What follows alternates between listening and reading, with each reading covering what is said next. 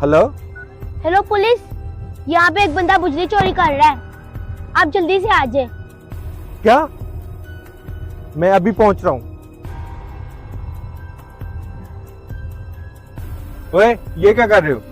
ਉਹ ਸਾਹਿਬ जी जरा तार सही कर रहे हैं अपनी। ओए, तार ठीक कर रहे हो कि बिजली चोरी कर रहे हो? तुम्हें मैं थाने लेके जाऊंगा। ਉਹ ਸਾਹਿਬ जी ਮੈਨੂੰ ਲੱਗਦਾ ਤੁਸੀਂ ਨਵੇਂ ਆਏ ਹੋ, ਜਾਣਦੇ ਹੋ ਗੁੱਸੇ ਨੂੰ। ओए, तुम एक पुलिस वाले को रिश्वत देते हो? तुम्हें क्या लगता है कि हर पुलिस वाला रिश्वतखोर है? चलो लेके जाओ इसको थाने। इंस्पेक्टर साहब, अगर आपकी तरह हमारे मुल्क के सारे पुलिस वाले ईमानदार हो जाए तो हमारे मुल्क के सारे जुर्म खत्म हो सकते हैं। तुम बिल्कुल ठीक कर रही हो बेटा।